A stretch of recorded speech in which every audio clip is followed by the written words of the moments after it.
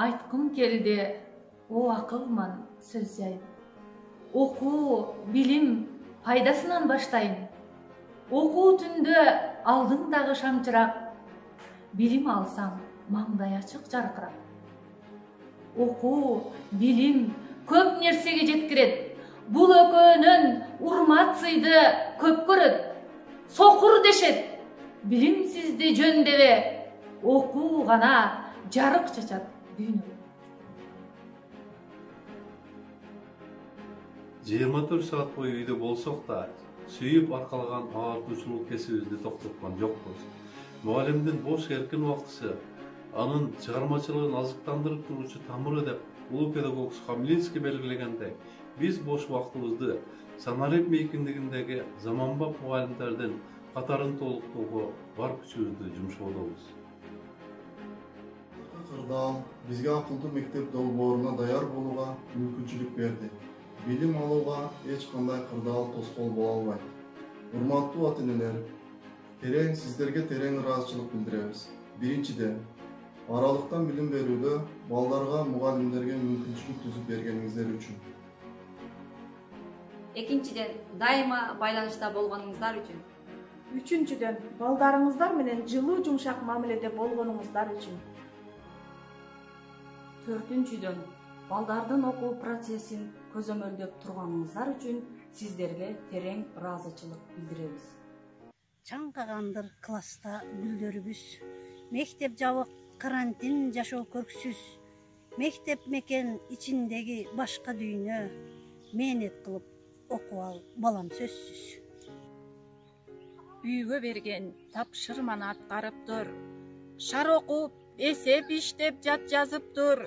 Буйруса аз күн калды ачылганча, бет кап тагып, үйдөн чыкпай сактанып тур. Сагынгандыр балдарым бири-бирин, сагынгандыр класстагы балдар үнүн, кучак жайып тосуп турган ак мектепте жолукканча жомок окуп ыр жаттап тур. Жараткан берсе тынч болуп заман, карантин бүтүп эл турса аман, мекенге кызмат кылабыз дайым, окушуң керек, күчтүү бол балам. Балдар биздин келечегибиз, андыктан балдарга кам көрөлү. Онлайн сабактарга активдүү катышкыла. Билимдүүгө дүйнө жарык дегендей, андыктан аралыктан болсо дагы билим алууга умтулгула.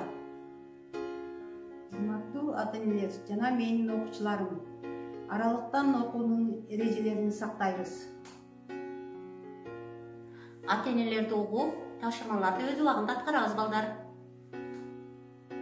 Келечек билимдүүлөрдүн колунда. Андыктан кандай гана кыйынчылыктар болбосун, билим алууга чогуу умтулабыз. Китепти көп окугула. Мына ушул баардыгыбызга белгилүү болгондой, кара тубандай каптап, коронавирус бул тилсиз жоо басып элибизде. Мына ушундай карантин шартына туура келип, үйдө отурабыз. Мына ушул жерде биз чындыгында башыбызга турмуш салган мына ушул күн менен баш ийип эле калбастан, ушу тагдырга жараша ушул күндөрдө өзүбүздүн сүйүктүү кесибибиз мугалимдик аркылуу бир күрөшкө чыктык деп эсептесем жаңылышпайм. Мына врачтар өздөрүнүн кесиби боюнча адамдардын ден соолугун дарыласа, же болбосо адамдарды тазартса, биз болсо адамдардын ички дүйнөсүн тазартып, кандай гана оор мезгил болбосун, адам бойдон калыш керек. Мына ошол адамды тарбиялоо бул муундардан муундарга келе жаткан ата салтын улантып, мына өзүбүздүн ушу тарбиялык ишибизди улантып келе жатабыз. Чындыгында коронавирус ал убактылуу нерсе деп ойлойбуз, ал кетет.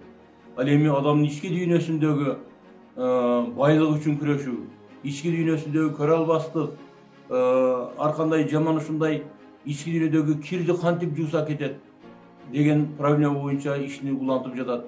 Айрыкча мына ушул жерде мен бир баса белгилеп айткым келе турган бул биздин жаш мугалимдер өздөрүнүн эң жакшы аралыктан өтө турган сабактарды ушунчалык көргөзмөлүү, заманбап санариптик технологияга ылайыкташтырган эң жакшы сабактарыны тартуулап ушул жагынан абдан такшалды деп эсептейм. Себеби биздин бир катар жаш мугалимдерибиз өздөрүнүн тарбиялык сабактарында, өздөрүнүн предметтик сабактарында алгылыктуу сабактарды көрсөтүп, ал интернетке чейин жайылып, бүткүл дүйнөлүк өзүнчө пикирлер айтылып жаткандыгына мен абдан шыктанып ушунчалык ошолорго кубануудамын. Себеби биз мына келечекте акылдуу мектепке санариптик жол менен өтүүдөгү ушундай акылдуу мектептин программасына такшалып ошого даярданды деп ойлоймун. Урматтуу мугалимдер, ушул өзүңөрдүн сүйүктүү кесибиңерди тандап алгандыгыңарды ушул жерде көрсөттүңөрсүздөр. Мындай кыйынчылыкта дагы өзүңөр бала деп, бала тарбиялаймын, бала окутамын деген өзүңөрдүн чыныгы максатыңардан тайбастан, ушул оор күндөрдө өзүңөрдүн чеберчилигиңерди, компетенттүүлүгүңөрдү, кесипкөй экендигиңерди көрсөттүңөр. Урматтуу ата-энелер, сиздерге чоң рахмат. Сиздер биздин мугалимдерге, биздин окуучуларга шарт түзүп бердиңиздер. Сиздер да бир топ жүдөп кыйналдыңыздар.